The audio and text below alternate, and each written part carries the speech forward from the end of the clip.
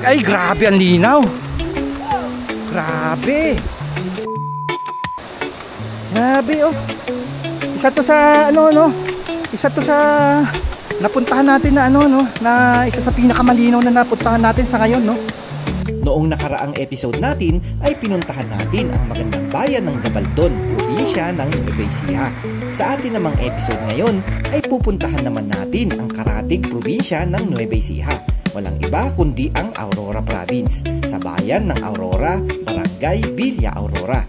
Samahan nyo kaming muli sa panibagong adventure namin dahil dito ay natagpuan natin ang nakatagong paraiso ng Villa Aurora na tiyak na magugustuhan ng buong pamilya, lalo na ngayon na napakainit ng panahon dahil mae-enjoy ninyo ang napakalamig at napakalinaw na tubig ng ilog na nagmumula sa mga bukal ng bundok ng Sierra Madre. Oh, grabe, panalo dito, paraiso din dito mga kapinto.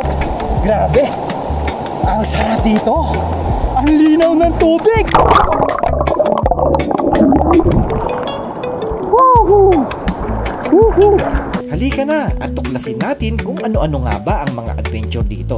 Ate, pwede naman yun, di ba? Pag may kabit, dadali mo dyan. Opo. Oh, yun.